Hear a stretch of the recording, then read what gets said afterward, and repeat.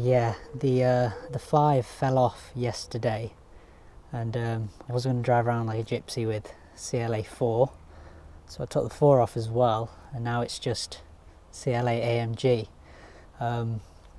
Still looks like I'm a bit of a gypsy, so I'm thinking until the new badge arrives, I'll just debadge that side, or maybe debadge the whole thing and then just go with that.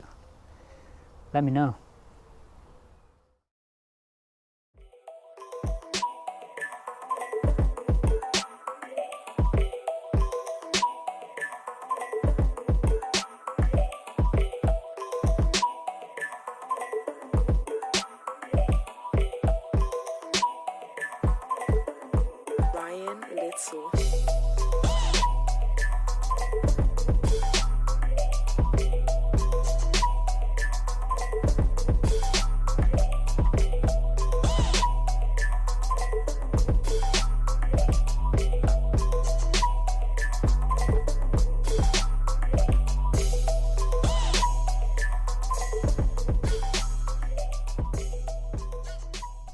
Hey guys, welcome to another video.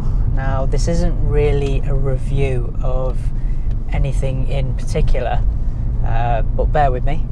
It's more of a query to you guys out there, particularly if you're a young driver and or have a performance car of any sorts, whether it's the level of CLA 45 or like a Fiesta ST, something like that basically. I'm a young driver myself, so insurance is quite a big factor for me to consider when it comes to cars right now, and probably will be for the next few years, and I'm sure it's the case for pretty much every other young driver out there on the road. The reason for this video in particular is that I had a bit of a shock recently. Wasn't really expecting it, and it was just wasn't really expecting it, and I just wanted to see if anyone else has kind of experienced it.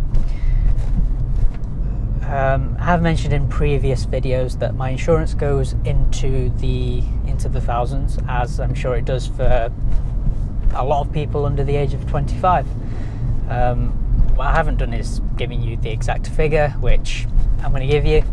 To insure myself on this CLA for the past 12 months, it was £2,000, give or take 50 quid, something like that. So 12 months on, or it will be 12 months next month. I've been rubbing my hands thinking, right, I've got an extra year's worth of no claims bonus. My insurance should come down even more to, I don't know, probably wouldn't have halved to 1,000, probably would have been 1,000 and something, but somewhere like that. And I had an email from my current provider, basically informing me of it's almost time to renew. Here's your renewal price. At the time of insuring this car, when I was actually, before I even bought the car, insurance was a big thing, and it was a bit of a weird situation because this CLA 45 was coming up cheaper to insure than pretty much every other similar performance car. Even I looked at the Golf R and the S3, I put them through the insurance comparison sites, and they were coming up more expensive. So an S3, to get myself insured on an S3, it was coming up at 2,700-ish, and the CLA 45 was the cheapest, which is it didn't really make sense. I mean, I wasn't going to complain at the time, but it's, to this day, I still don't really know why it was so cheap in comparison to the others. But anyway, I opened the email, scanned down to the bit where it had the renewal price for the next 12 months. As I do my insurance, I don't do it monthly, I just do it annually. It works out a bit cheaper, and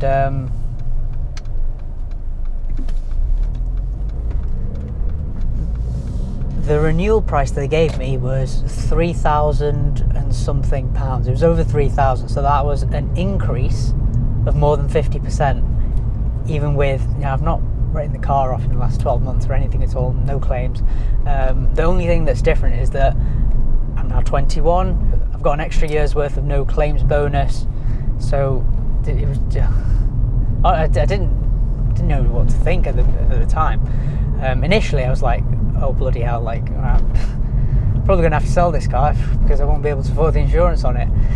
But yeah, just really didn't expect that. So I've heard insurance has creeped up a little bit over the past 12 months, but I didn't think it'd gone up by that much.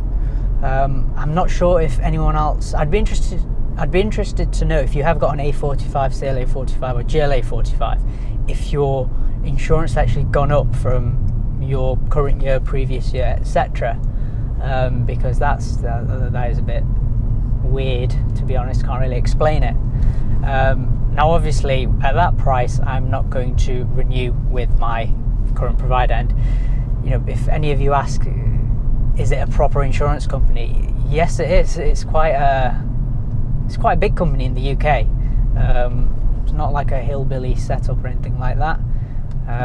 So yeah, very, very strange. It'll probably be interesting to see if I give them a call and kind of ask for an explanation. That'd probably be quite amusing. I'd love to know what kind of excuse they give for that kind of price increase. Like, they're not stupid. They must know at that price I'm obviously not going to renew with them again. So I don't know. So straight away what I did was jump straight back onto the comparison sites and look for a new quote. And even then, to be honest, it wasn't looking that great. Like I expected, you know, with each year that you drive, you get more experience, you become, yeah, you know, your insurance generally, if you've not had any claims or anything like that, it comes down. And yeah, the best quote I found after that was 1,900 and something. So it was less than £100. It was less than £100 decrease from what I paid for, you know, this year. So, you know, thankfully at least it's lower. But yeah, have you guys, anyone that's coming up to do their renewal, or they might have done it recently, have you noticed that your insurance has actually crept up or anything like that? I'd be very interested to know.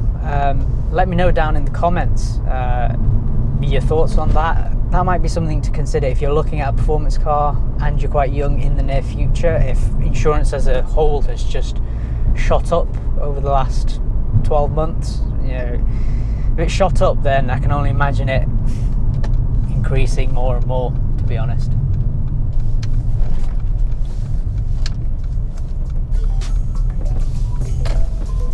U-turn.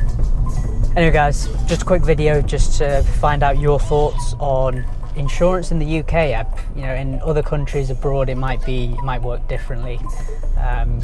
It might all be happy families over there. The UK is a bit of a weird one right now, but be sure to let me know down in the comments, and I will see you in the next video. And as always, thanks for watching guys.